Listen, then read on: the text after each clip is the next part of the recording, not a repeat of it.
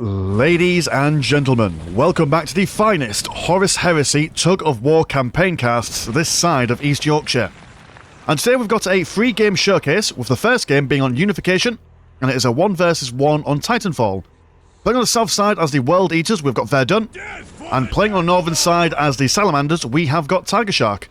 Tiger Shark will be opening up with a couple of scouts, a Tech Marine and a Furnace, whereas the World Eaters are going to go for a fistful of Bloodpack Troopers, some Demon Host, Demonology, Dark Apostles, and a Massacre Chamber.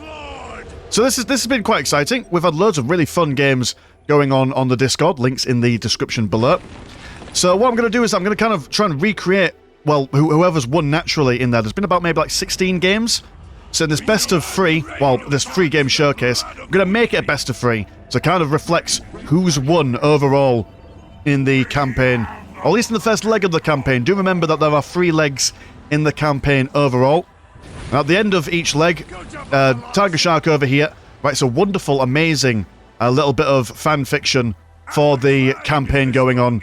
So be excited for that. We're saving all that till the very end, so there'll be maps and stuff, and it'll be exciting. But anyway, on to the game itself. We do have a Storm Chambers coming for Verdun here, so be expecting to see some Jump Troopers for the World Eaters. Quite a strong early game do the World Eaters have. You normally see them go for those Massacre Chambers just in order to get that map presence on the early stages. And this map is, well, it's quite wide, quite good for your Jump Troopers, considering that there's loads of terrain to jump over. Salamanders, though, they are not going for their Thunderfire cannon opening. They're just going to open up with their Force Commander and a couple of tactical lads, just to maybe potentially hold that line. What would you have us do? In my thinking box, in my old brain, I'm probably... I mean, Salamanders go one of 2 ways, don't they? They get their Thunderfire cannons out and they do some damage, or they go for the early tier 2 and go for those Razorbacks. At least that's those are the 2 strategies that I see the most often on for the Salamanders.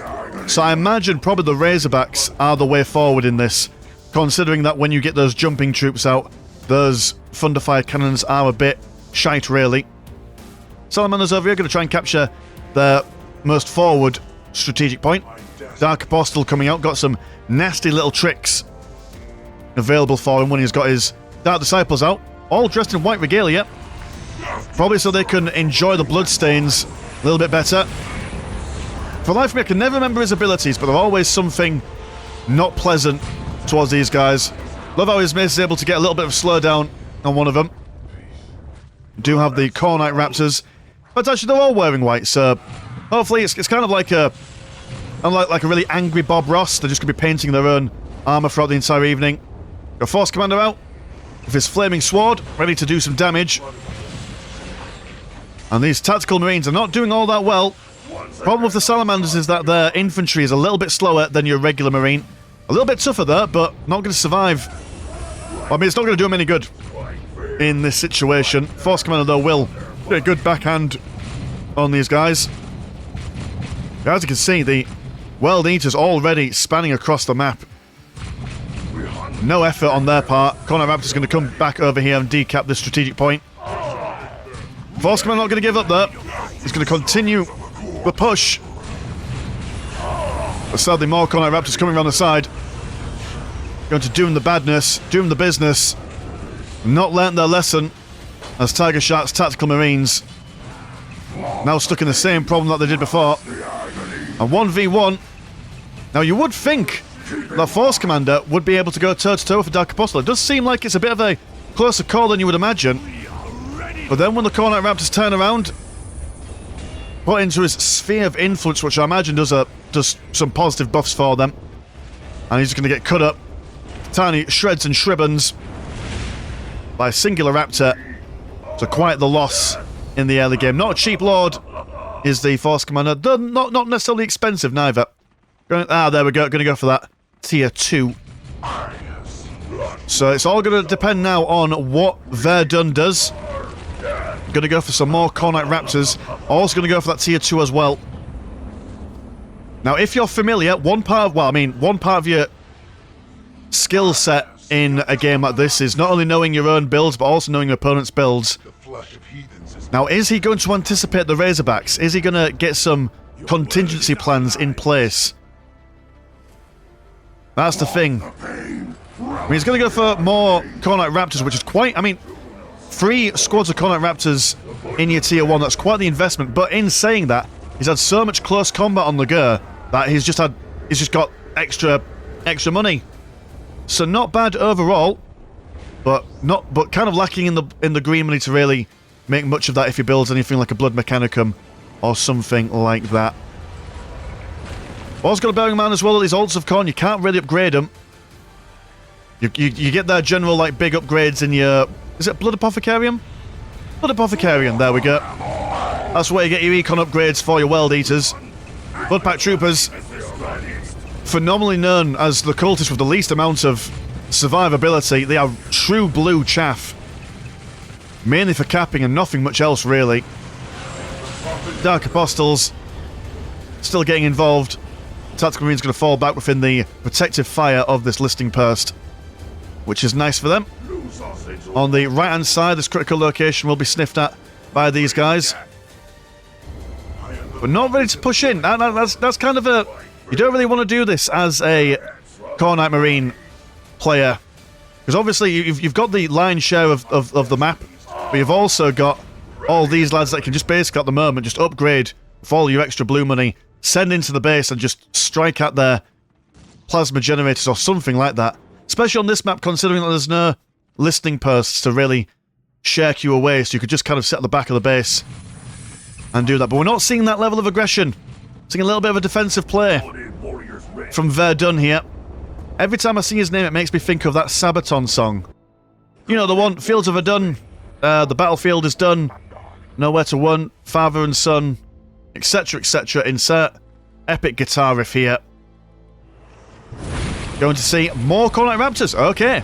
And the economy upgrade for Verdun. Current economies are 92 and 40 compared to 92 and 40. Even Stevens all the way. Anvil being summoned. So expect, there we go, the moment that Forge finishes, the Razorbacks are on their way. So this is not going to be a pretty picture for the World Eaters down south. These guys have now got their jumping upgrade, which will make them all the more deadly against infantry. But if Tiger Shark has any sense in his brain, he's going to now start transitioning away from that infantry and going towards just pure vehicular compositions. Force Commander is back on the field now. Razorback going to go for that assault cannon, making them even more deadly against the heavy infantry. And these guys are not going to have a pretty time at all. Unless, of course, they go for the melter guns. Actually, now that is something that I've overlooked here. The melter guns on these Cornite Raptors will be quite good against the Razorbacks if they indeed go for it. It's a smooth transition anyway from Tier 1 to Tier 2 once those Razorbacks come out. They might not be the most dedicated anti-vehicle unit, but it is something. I've gone for a thermal plasma generator down here and also down here as well, so that green economy will start booming all of a sudden. Now going to go for that Blood Mechanicum, as well as just going for all the upgrades. Common Demon Shells, Veteran health upgrades. But Razorback unmolested so far. Force Commander not quite able to keep up with the maneuverability of these Cornite Raptors. Scouts are being cut down left, right and centre. It does seem that the Salamander Tactical Marines are there down here trying to capture a strategic point, which looks like they will get around to it. If, of course, these Cornite Raptors don't have their wicked foul way with them. Are going to get a couple of models down, but double Razorbacks now coming out. Both going to go for their assault cannon upgrades. This is not a pretty time for these guys. Will jump away for the protection. Don't know if the Dark Disciple has that luxury though. The Apostles have gone down. Well, sorry, the Disciples have gone down. Only the Apostle remaining will be chased away by this Force Commander looking for a bit of revenge. Tactical Squad has survived. They are now going to go for their melter guns, ready to crack any buildings or vehicles that come their way.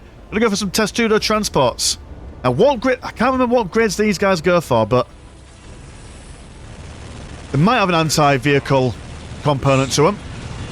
Over on this side, we do have Cornite Marines protecting this stuff over here.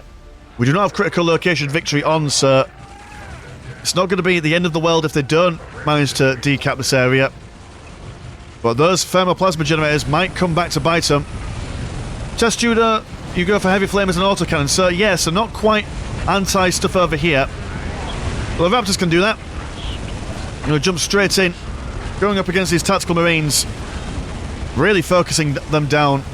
Like we say, once they stay in close combat for a little while, their economy just absolutely booms. But actually, we've got so much green money on the field at the moment that we could get like a sizable amount of dreadnoughts out if they so chose. Dark Apostle just chilling out around the backside. Force Commander trying to save his tactical bros. And these guys, are you just engaging in ranged combat now? Is that your plan?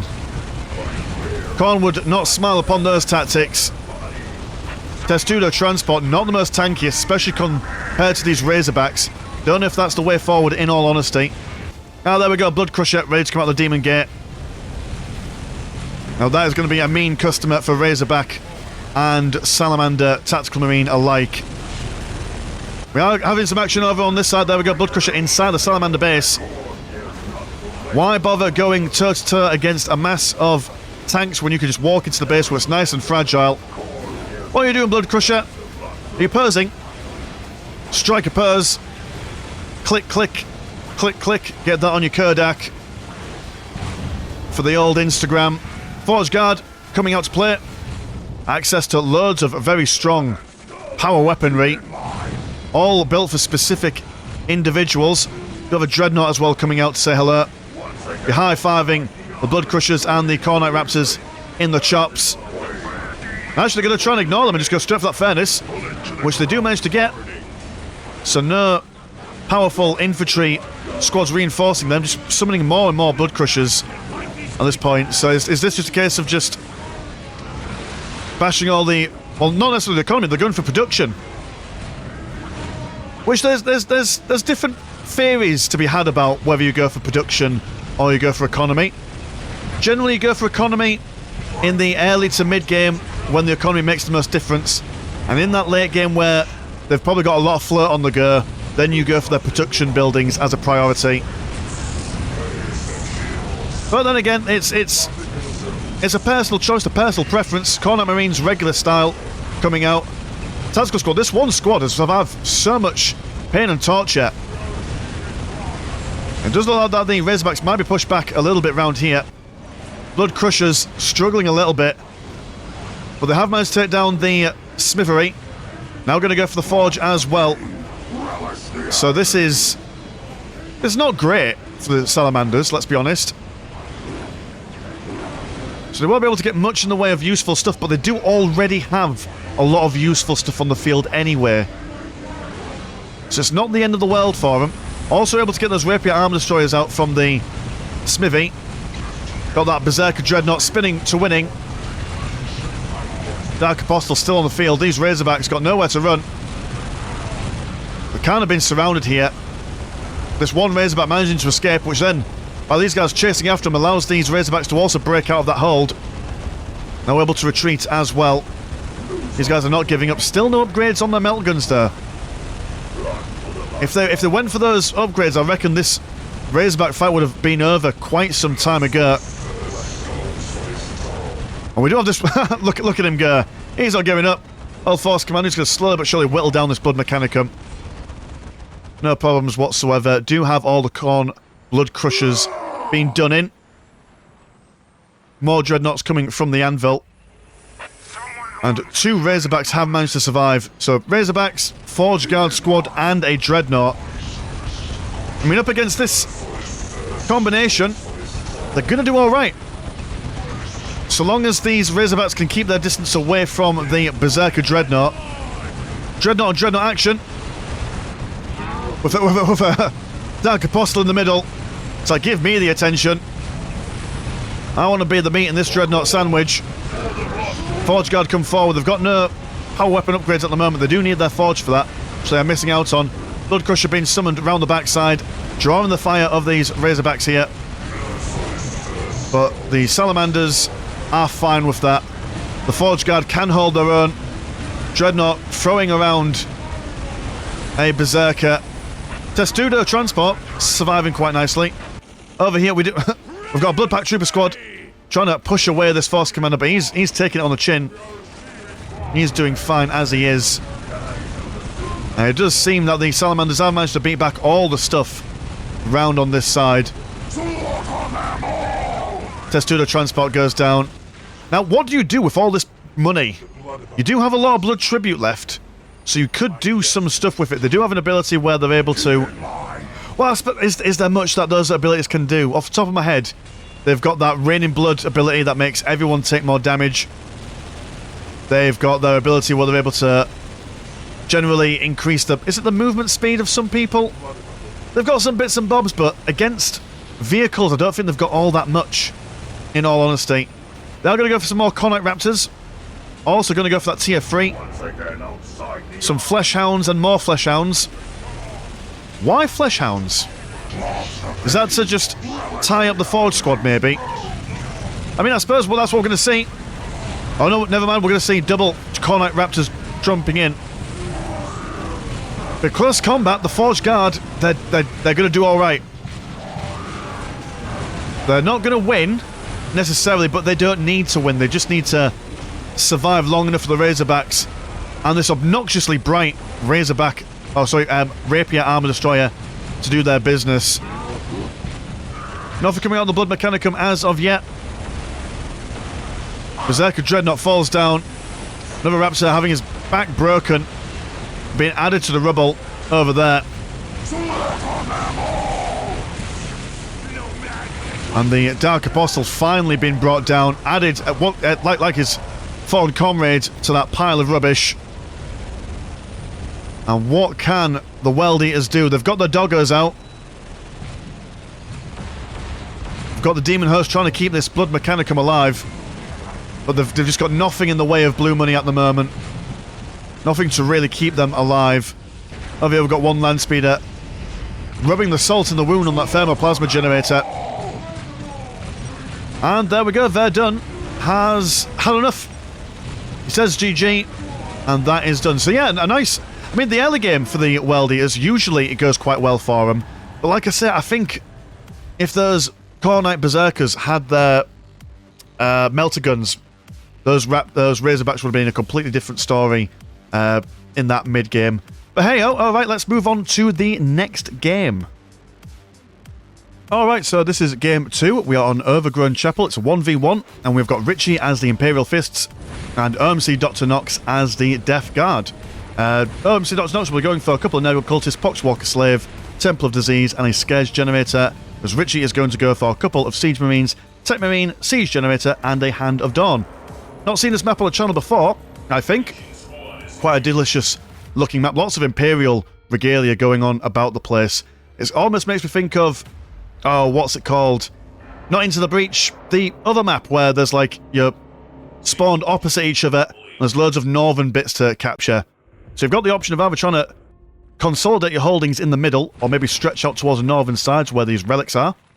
So it'll be interesting to see who goes for what.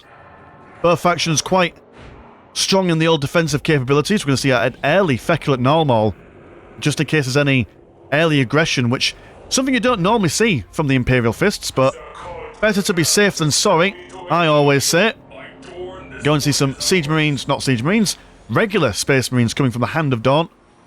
Siege Generator going to be finished up. Do remember that the Imperial Fists only have access to one Siege Generator, but that upgrades, and that's what they get their power from. Dr. Nox going to expand to the northern side. Early game for these players. I imagine it's just a case of get your lords, get your basic squads, bash heads together. Now, I can't remember... I should have really checked before I actually started this cast, but I can't remember which company that OMC Dr. Nox goes for, but I imagine if the meta is consistent, it's probably gone for the one where the Plague Spewers are a lot more effective. I haven't really seen any people go for the other companies, unless of course it's for role-playing purposes. That 7th company is probably the strongest one, especially when going up against heavy infantry-esque factions. Got the cultists making first engagements, and these guys slap other people's scouts quite nicely, but against actual tactical marines, not going to do all that well. But if anything, they're just going to be a minor nuisance as the Plague Lord comes around. This guy's a mean cookie. Does a lot of damage in close combat. Also has the ability to send out a healing blast towards nearby allies. Not sure if the healing blast works on himself. Kind of like Arthas from World of Warcraft. Not World of Warcraft. Was it World of Warcraft? Yeah, of course it was. I'm getting my games mixed up. Sorry, not World of Warcraft. It was just called Warcraft, wasn't it? Warcraft 3. There we go. Takes down one lad. Throws down a big stink. Kind of missing everyone. But the effort was there, gosh darn it. The effort was there. And these guys do not want to engage in close combat, so they're going to have a bit of a dirty dirt. Or what you want to do is that you want to, with your shooting squads, you want one to stand still to open fire as one runs around. Got these assault plague marines coming in now. Going to have a heavy mortar turret been placed in the middle, which is a fair thing to do. Tech marines coming in for their flamers. I'm going to try and build up this heavy mortar turret. Whether they're going to survive or not is a different matter entirely. One tech marine looks like he's going to go down. Listing post is summoned with a big shooting bit on top. Doesn't do amazing damage against infantry, I think. Or at least it's... I mean, it does a little bit of damage, but its firing rate isn't great. Better for your vehicles if they come in to harass your base. Heavy mortar has been denied so far. I'm going to see another tech marine on the way. More tactical space marines on this side. Assault squads have been taken care of, and the Plague Lord will probably want to bees on back home. Doesn't want to stay around for too long on his own. But okay, fair enough. I mean, at least a heavy mortar turret managed to distract the Plague Lord and the Assault Marines for long enough to be able to keep them on the go. You may as well actually just delete this at this point. But again, you've got halfway to building it, so why not? One problem is that, with that assault, it has allowed the Death Guard to focus on capturing the rest of the map. So they'll have 2 relics, and probably all these strategic points to go for, unless, of course, the Space Marines decide to go a little bit north. But does not look like it. You don't want your Space Marines or any of your squads really to stand still for too long in these kinds of matchups. Got some more Plague Marines coming around. Just regular ones this time. Very slow manoeuvring. Going to brush from either side. In fact, do you even see them go by? No, you don't. So unaware of where they are. But they have gone for... What have you gone for? You've gone for your Plague Belchers, which are going to cause quite the bit of morale damage. Now, here's the thing. One thing I forgot to mention was that the Imperial Fists, when they lose their morale, they gain a little bit of a buff, makes them harder to kill. So actually, them going up against Plague Belchers aren't actually the worst thing in the world. It does make them a lot slower, but, I mean, if they fight harder, that's a bonus, really. Although they are going to fall back. But two Space Marines versus 1 squad of Plague Marines, that's not bad options. I mean, that's not bad odds. As long as they don't bottle it. Or engage... Oh, no, what are you doing? Come on, get back in. Get involved. There we go. They'll fall as quick as you like, so long as you stand your ground. Plague Lord getting some healings in there, actually. Oh, actually, yeah, that's quite the significant heal as well. Look at that. Health regen right there. Not bad at all. Okay, fair enough. A heavy bottle turret going to be placed here. Now, I do hope that we don't see too many heavy bottle... In fact, how many... There's one there. There's one... Oh, you just finished that one, right? I was going to say... Don't want to build up too many heavy bottle turrets. Quite often we see newer players or lower skill players use those bottle turrets as a crutch. Which, fair enough in certain situations, like earlier on in the game when you were having a little bit of a base invade and you didn't quite have the troops for it, bottle turret is a fine option indeed. But in this situation, you want to be moving a bit. You want to be taking the fight to the enemy. We're kind of just chilling out around here, waiting to have your enemy come to you. And in a situation where you've got lack of map control, tailing up is not the way forward, but they are going to stand. These guys over here, trying to get more lads. Morale over here has been broken. That additional... Well, the addition of the Plague Lord over here, with his range capabilities, really making these guys suffer. But on this side, they're holding off a little bit better, and the heavy bottle turret is certainly adding some... What? Whoa, whoa, whoa, what? Hold on, young man. What are you putting on down here? What is the defensive capacity for this heavy bolter turret? Dear oh dear.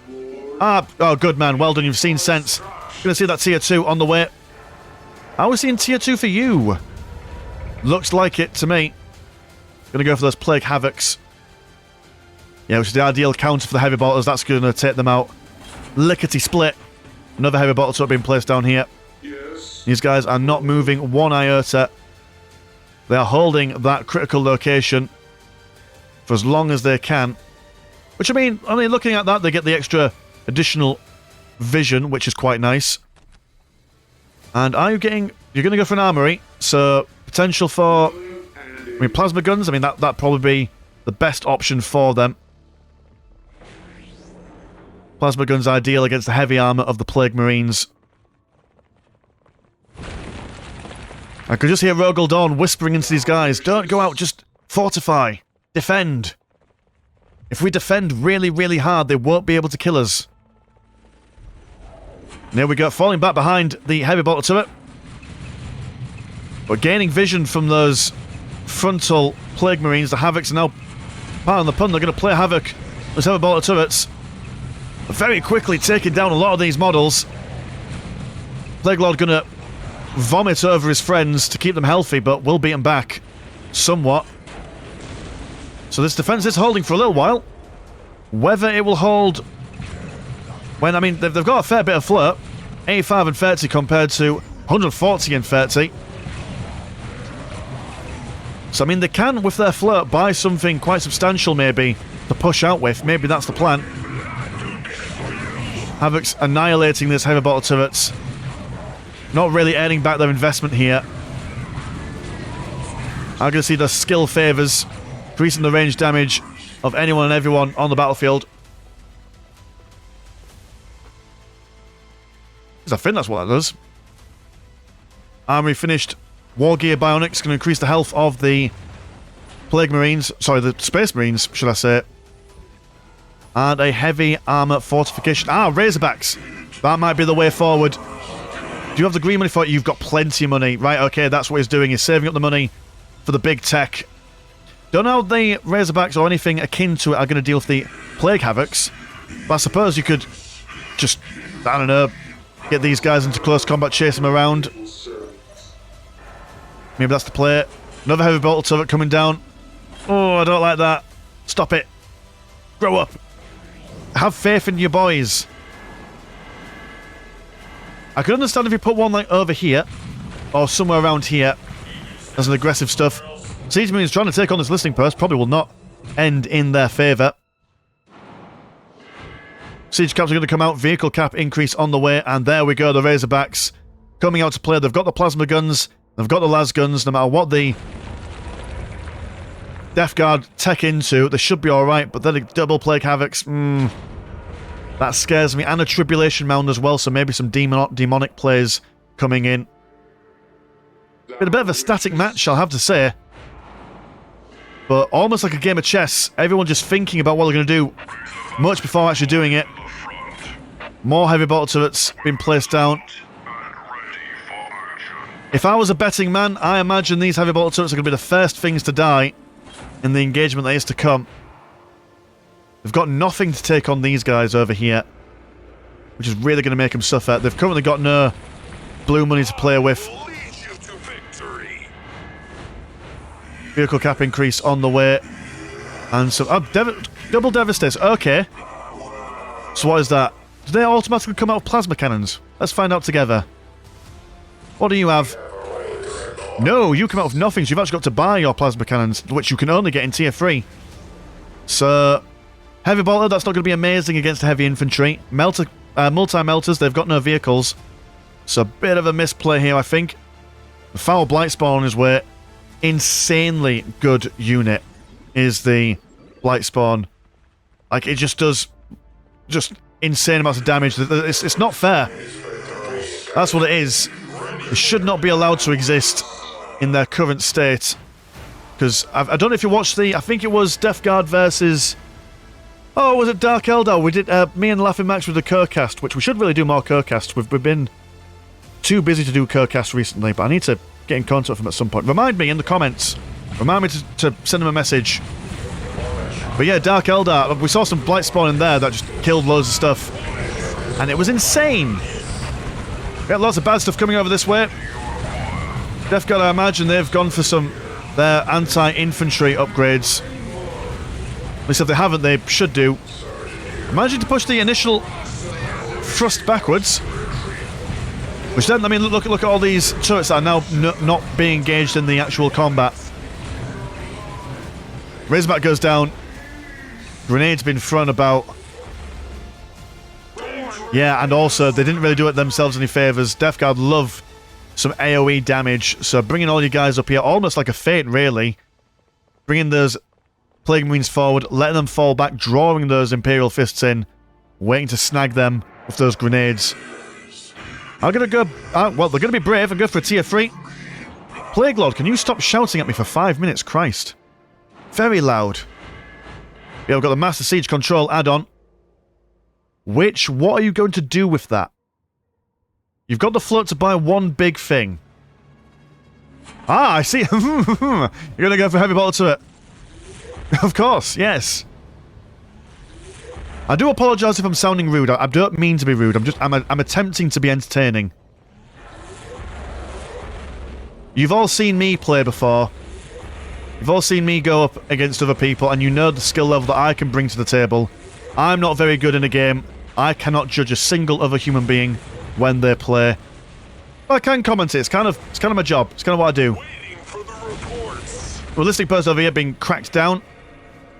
The already slovenly economy of the Imperial Fists being reduced a little bit further. We'll see another Razorback Mark 1.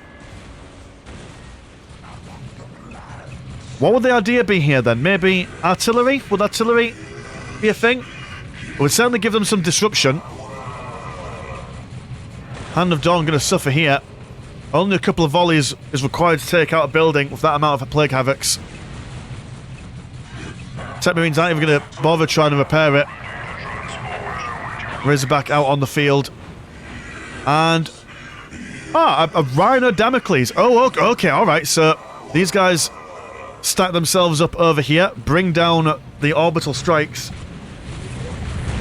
Will an orbital strike be enough to kill all this, though? Well, we're going to see it. Going to come out. Go on, bring down the pain. Bring down the thunder. Do something. We've got a limited amount of time. It's going to do a long-range scan. Oh, dear, oh, no. Was that a misclick? I imagine there's one Imperial Fist in their face palming said, you had the choice between two buttons. You had the big red kill them button, or the big blue let me see them button. Maybe Imperial Fists are colourblind. Or maybe both of them were red.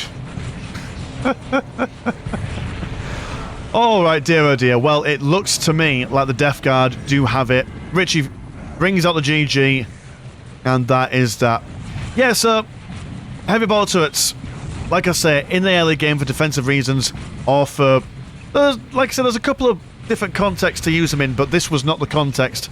All that money could have been spent on buying more Razorbacks to then go up to this northern side and try and take all this stuff on. You don't want to be static in your games, don't want to be too complacent. You want to keep all your boys and girls on the move as much as possible. But still, OMC Dr. Nox, very accomplished player, very experienced, quite difficult to go up against him. So, there we go.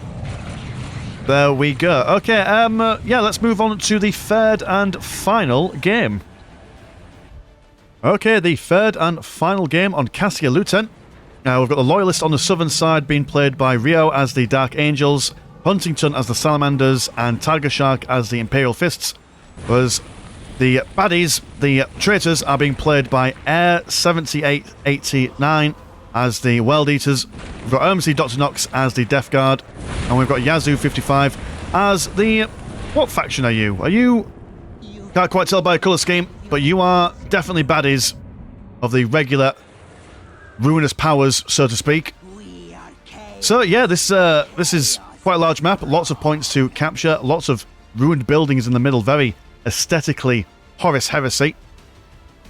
So this game will decide, well, it'll at least let you know thematically who has won this campaign. Currently, The heretics have got 1 victory. The loyalists have also got 1 victory, so it's all down to this. Obviously, it's already planned, I already know. But we're doing it for suspense, boys and girls.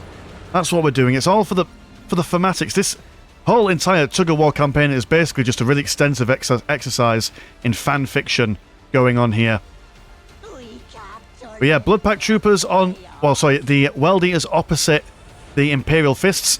Imperial Fists will probably have a relatively easy time at least holding on against the World Eaters, depending on what they go for. If they go for the Massacre Chambers, which is probably what they're going to go for. They're going to go for Cornite Lord, though, first and foremost. Who's opposite you? You've got Salamanders on this side, going to go for the Thunderfire Cannons against the Death Guard. And the Thunderfire Cannons will certainly be an option against these guys, considering their slow manoeuvring into them. So they won't exactly be able to jump over them like the Cornite Marines we saw, or the Cornite Raptors we saw in the first game. And just regular Vanilla Chaos versus Dark Angels. Dark Angels have got lots of options.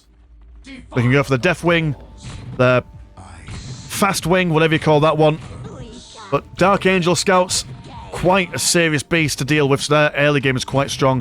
Going to go for some sniper rifles. So the cultists are actually going to have a little bit of a hard time. But then again, this Chaos Lord, what helmet have you gone for today, Chaos Lord? You've gone for your Hydra. That's an Alpharis one, isn't it? I think. Either way, these snipers will take on these cultists if they can get past this very angry chap.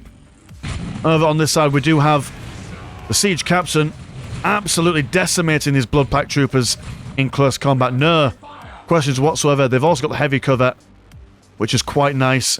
Going to go for regular Cornite Marines. So not a majorly aggressive opening from the World Eaters. Just a standard one. Probably going to take up into something a little bit more substantial. Rio down here is going to go for Plasma Guns turret. So probably being a little bit passive. Going to rely on the other boys to do the heavy lifting, which is fine. You don't need all 3 of your members to go completely aggressive. So long as 1 or 2 of your squads or 1 or 2 of your teammates are pressing the advantage, you can kind of, so long as you're not dying, that's the main thing. Or at least that's how I see myself when I play in a team game. I think to myself, right, I'm not a very skilled individual, but can I just not die? Now, Vin Diesel against a Cornite Lord. Chaos Lords are renowned for being amazing close combatants, and the World Eaters are no exception to that. Well, they're struggling a little bit, actually. The power of family and friendship. A little bit of a devil to take on. These guys are going to fall back into the heavy cover. Siege Marine's going to chill out as well. Not sure if the heavy cover that these Siege Marines bring to bear overlaps or stacks with the heavy cover from regular cover. Chaos Lord not quite able to get in there. That Plasma Guns turret causing him a bit of issues. But we do have... Oh, we've got a Plague Lord. Best friends. Yeah, coming in together. 2 Chaos Lords holding hands, skipping into the base. What's not to love? And that actually that Chaos Lord engaging in a bit of a ranged combat. Not doing too bad. Plague Marines over here. I do believe they've got the colour scheme of their original chapter. As I do believe that their colour scheme was white, wasn't it? The Fallen, obviously, their pure white nature got covered in grime and gristle. Yeah, Thunderfire Cannon. I mentioned earlier on how this is going to be amazing at range against these guys. Close combat, however, not the same. Doesn't quite have the same effect. These guys over here laying siege to the World Eaters, which is what the Siege Marines are known for. Over on this side, we do have the Salamander Scout Squads firing away at the bot flies around this listing post. Going to go for the upgrade there. I'm going to see a Plague Marine squad coming out for defensive reasons, tier 2 as well. But yeah, it's a tale of 2 cities. South side is the diametric opposite of the north side. Siege Captain still holding his own. I'm surprised. I thought the Cornite Lord would be absolutely ripping face, but I mean, armor of, well, health of 2,300 versus... Yeah, so he's got the health advantage. Siege Captain overextending just a little bit.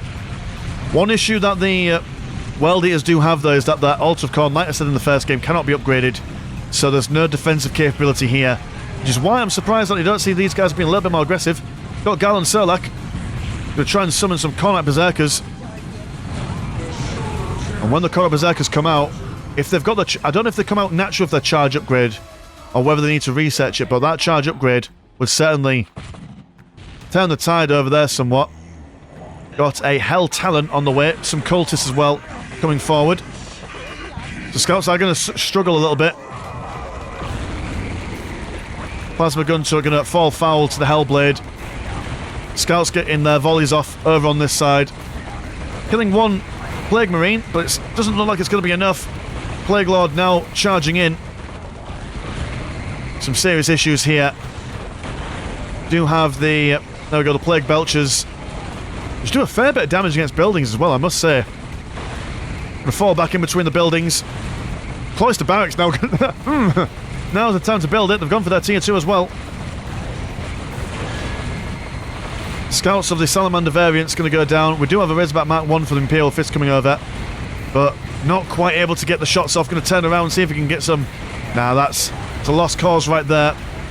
But some Siege Marines fully packed to the brim. Also going to go for the Combine Weapon Melters. Over on this side, they're still chilling out around here. Not quite being able to push in. Tier 2 for the World Eaters on the way. They've got their Broken Berserkers. Yeah, don't want to mess with these guys in close combat. They will take it to Browntown. Siege Marine's able to weather the storm. Razorback Mark 1 now going to get a bit of a better engagement. He says, oh no, oh I'm so sorry. Might be able to potentially get one down, maybe. Well, it'll make one feel a little bit sad. There we go, go on, get one down at the very least. No, oh dear. Surviving with 62 health. Another Razorback comes in. This has just been thrown away. A little bit of careless play by Tiger Shark here. The Plague Marines and the... Is Teal Alpha Legion? I don't know. I always get my blues mixed up. You know, like when someone asks you, oh, what colour is this? And you can think it's either beige or white or cream.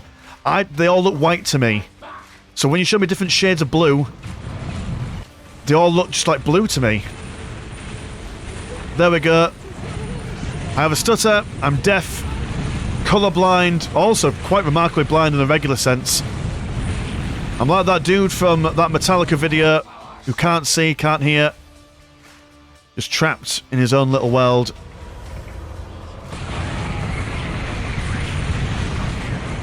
Razorback still online, but not for much longer. Hellton's really causing some issues.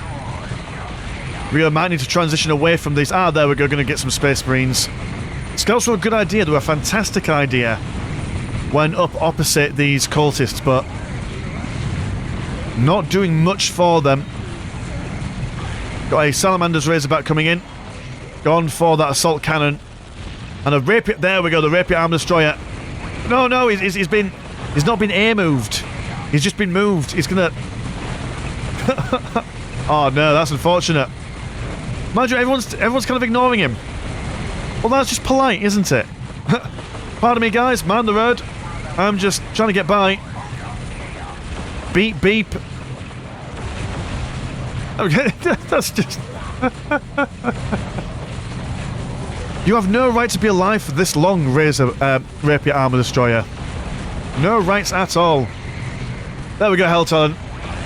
Punishing him for his hubris. The defense continues. More Razorbacks on the way.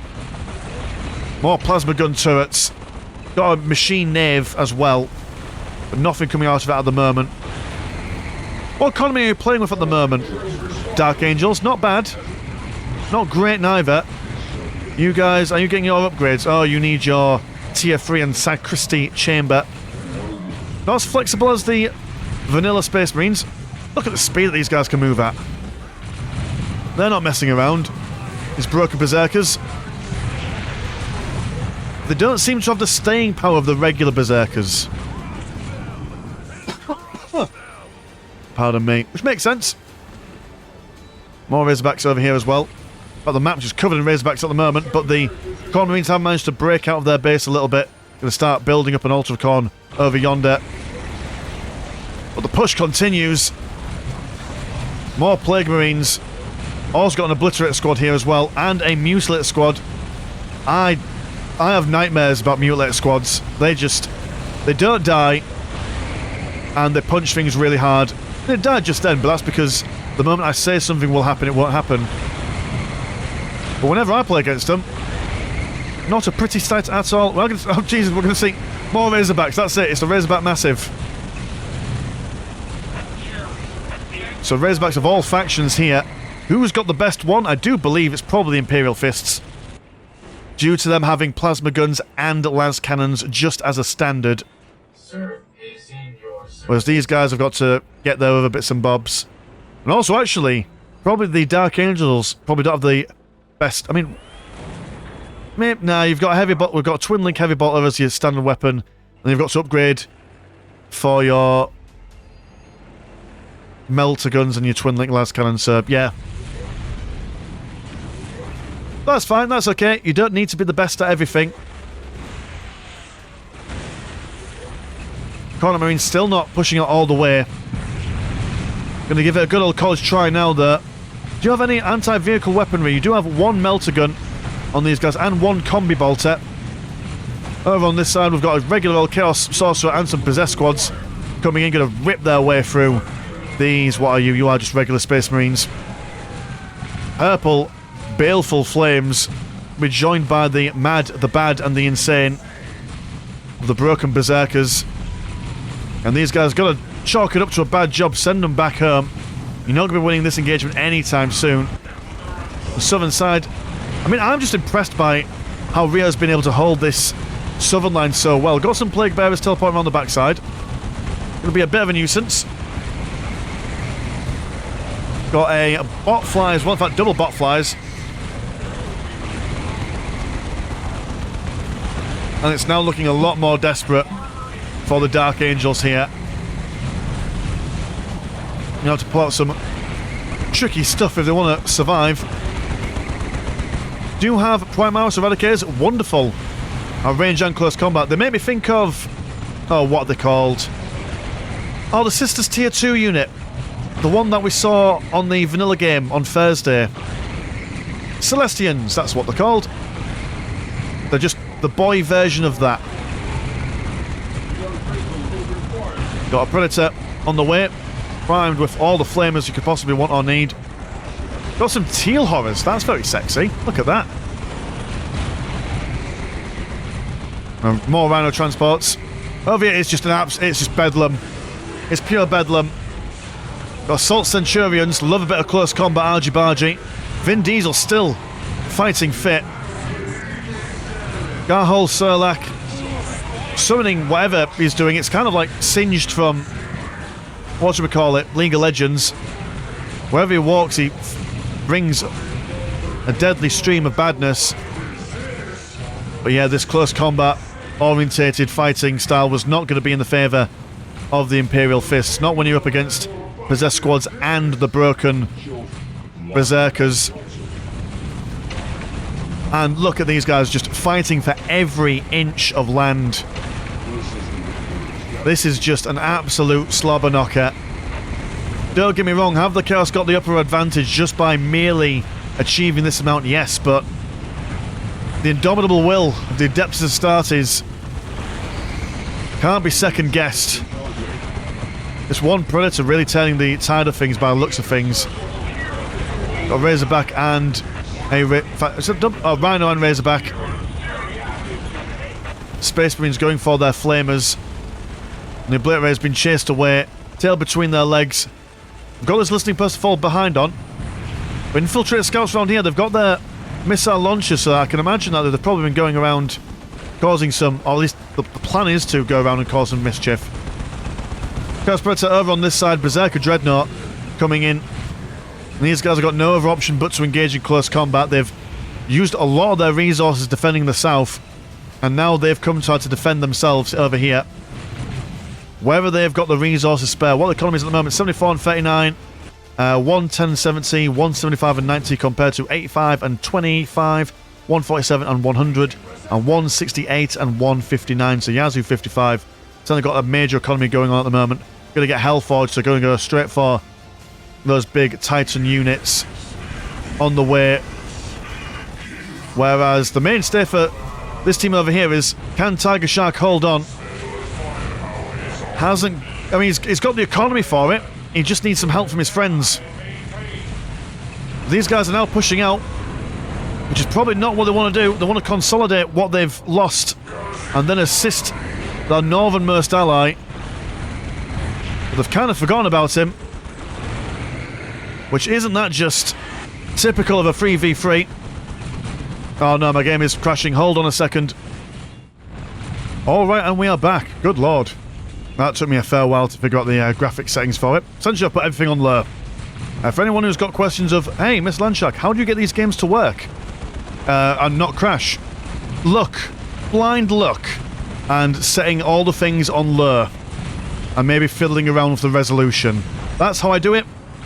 Tiger Shark says, I need some help. Me. Bless him. Oh, like, no one's coming to help him. That is emotional, man. He sacrificed so much for his brothers down south. He's been abandoned. Against all odds, he got an orbital relay on the way down. He's got one Predator coming out to help, but Predator on Predator action. This Predator's got a bigger cannon.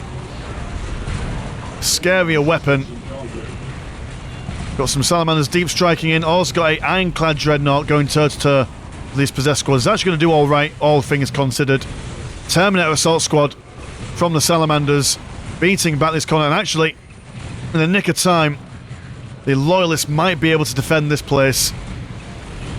It has just been an absolute nail-biting defense from the Loyalists here.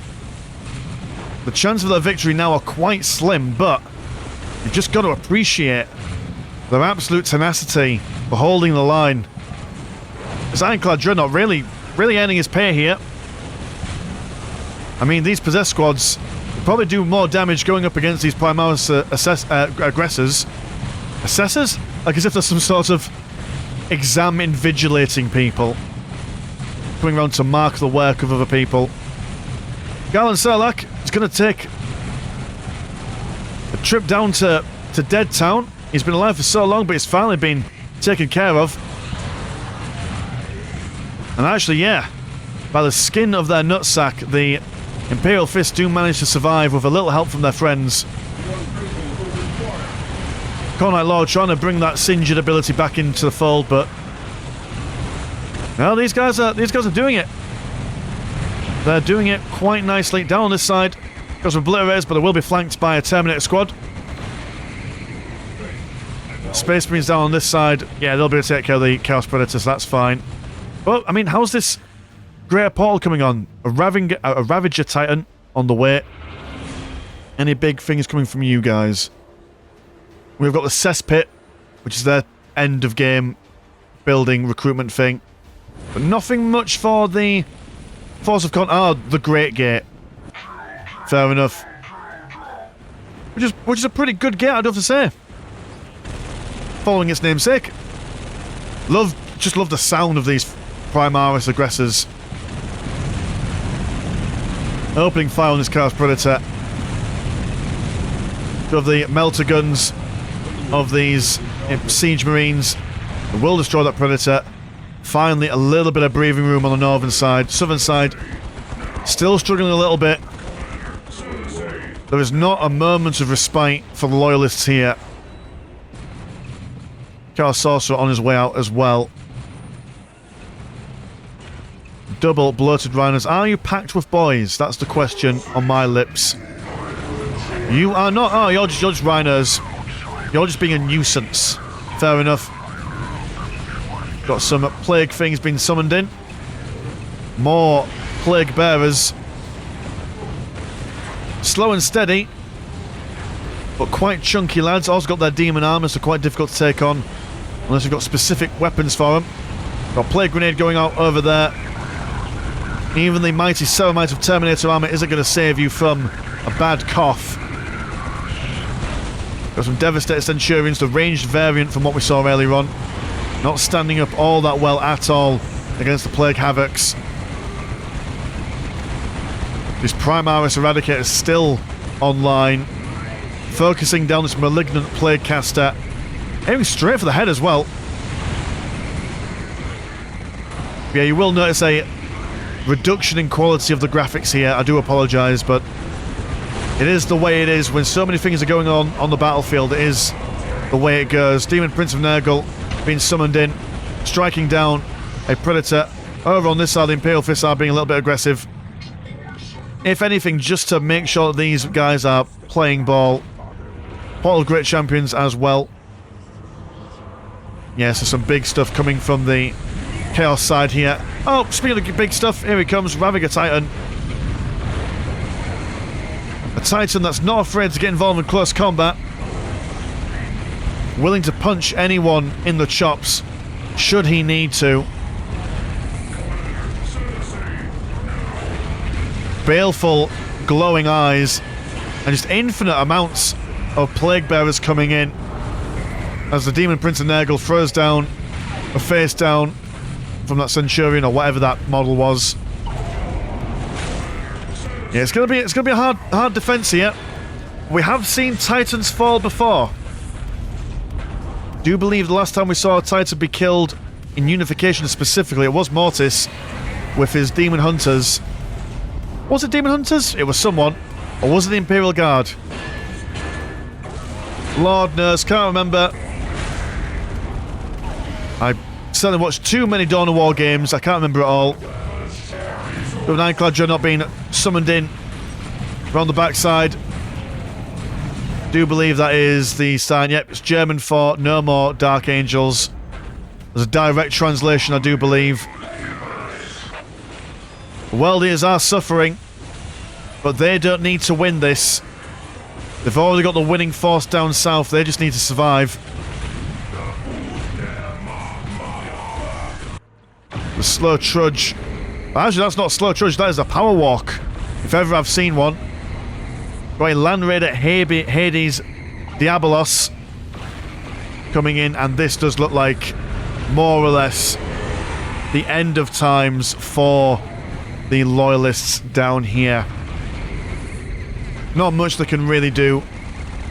But they're going to give it a good old college try, and that's the main thing. You know, you might not be able to win the battle, but every minute you can hold provides additional time for your other friends to survive, maybe build up forces, whittle down your enemy for the next future battles, for the second leg of the campaign. But yeah, so what we're going to do, we're going to watch a little bit more, but I'm just going to explain what's going to go on. So, Tiger Shark's made a bunch of maps, and he's writing, like I said in the beginning of the video here, he's writing like a lore thing going on for the campaign theme. You know, he's going to explain what's happening in the story based on the games that have been casted here and the games that have been uploaded onto the Discord. So what we'll do, like in the previous Tug of War games or campaigns, we are going to go towards... Oh look, the Demon Prince of Khorne. So, pain nails going on there. But yeah, so we're going to transition over to the maps. We're going to get the AI to read the scripts that Tiger Shark will send me.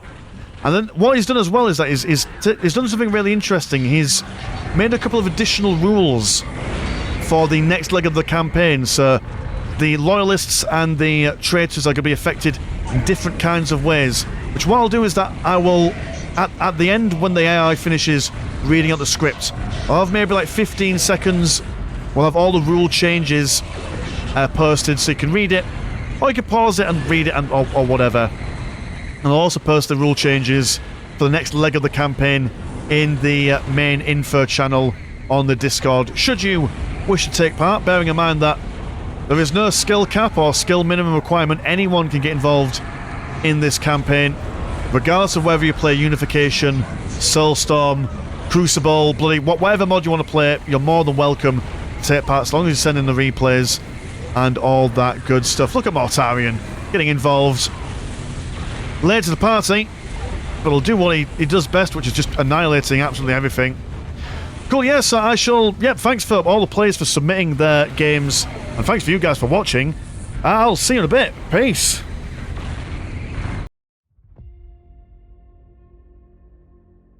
As the Horus Heresy exploded into full-scale war following the cataclysm of Istvan V, the War Master Horus Lupercal led his armies on a relentless drive in the direction of the Sol System and the throne world of humanity Holy Terror.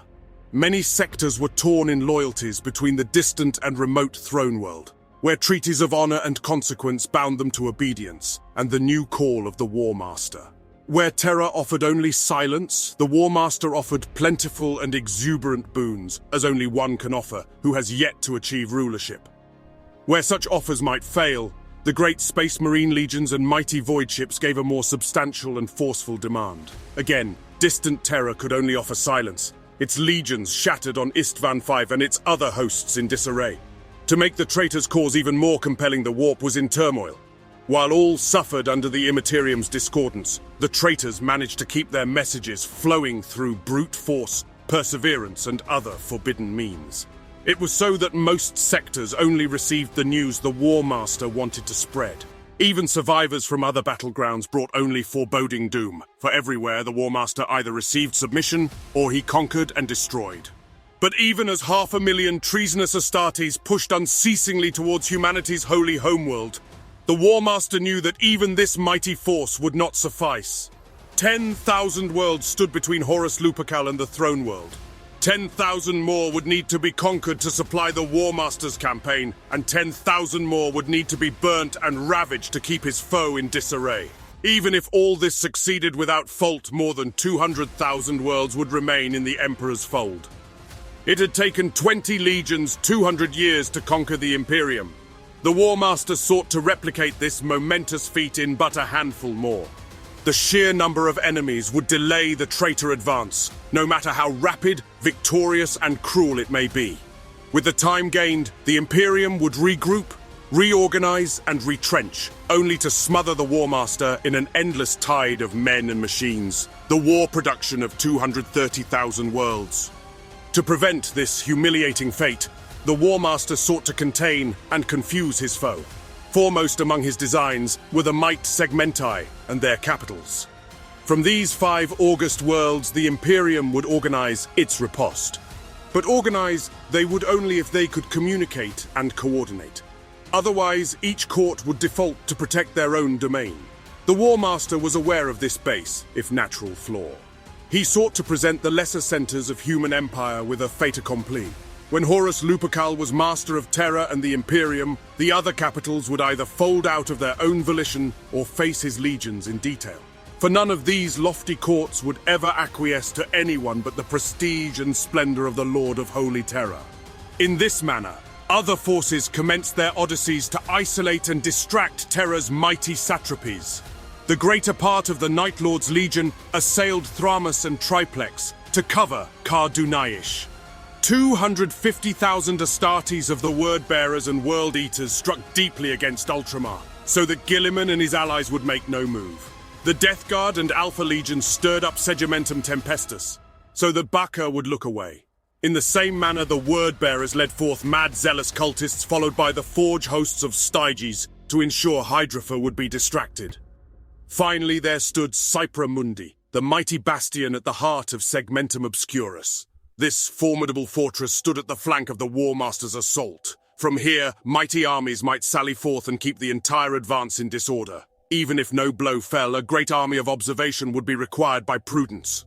If Cypra Mundi was to act, Horus Lupercal would not take Terra. Yet the War Master was in luck, for there was but one warp route that connected Cypra Mundi to his dark empire in the making. A thin corridor, which was suitable for moving and supplying a large army, as it was surveyed by bold and daring scouts, even as Astartes garrisons kept the route safe. This most important bottleneck was Brozin Primaris. From the great fortress world of Batsal III, the descendants of the great Marshal Renyata Brozin ruled over their prosperous domain. This great warrior had conquered the region at the side of Horus Lupercal, and in his descendants this loyalty born in fire still held firm. Trusting on this inside edge, the War Master sent his forces to take Brozin Primaris, even though it was held by a garrison of Imperial fists. Once the fortress worlds lay in his hand, it would be trifle to keep at bay any attack from Cypra Mundi with far smaller forces. An attack of the magnitude required to break Batsal III, when held by Space Marines, would be so vast as to jeopardize the defense of Terra itself. Therefore, the War Master need not worry about such an occurrence. Thus, the stage was set. 150 mighty capsule warships sailed forth to invade. They carried 15,000 space marines of the Sons of Horus, Emperor's children and word-bearers. Thousands more marched in smaller contingents, with most every legion making a showing in the campaign. 2 million troops of the Solar Auxilia accompanied them, alongside dreaded formations like the Siege Masters of Bor and the Machine Men of Meseren. Lastly stood 200 million ordinary soldiers, all veterans of the Great Crusade and hardened in the furnace of conquest. Opposing them was a more modest display. The Imperial Fist garrison in Brozin Primaris stood 500 strong. But they did not stand alone. Survivors of the original disaster on Istvan V, as well as the further disasters at Fall and Lucius, rallied under the walls of the Imperial Fists. These numbered thousands, unorganized and shattered, but full of fury and lusting for vengeance. More cohesive Astartes forces also were on their way. The Iron Hands, hearing of their sire's fate, subsumed their seething rage to the iron laws of logic. Brozin Primaris was where their use was greatest. Here they would avenge their Primarch Ferrus Manus. Lastly, there were the Space Wolves. The 6th Legion had been on a great expedition to hunt the orcs in the nebulae surrounding Cypra Mundi, when they were called to censure Magnus the Red. Dutifully, Leman Russ broke off this campaign and set out on another. However, not all Space Wolves went to Prospero. The bulk of Great Company 2 remained behind and hounded the orcs ceaselessly. When news of the Horus Heresy reached their remote station, they knew their duty. Cause injury to the traitors in the greatest quantity possible. The wheels of war are turning, and the spectre of death has unfurled his wings over Brozin Primaris.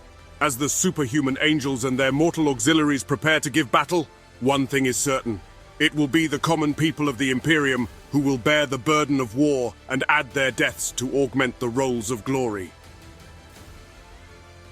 The traitor onslaught struck with the speed and force only the Emperor's legions could bring to bear.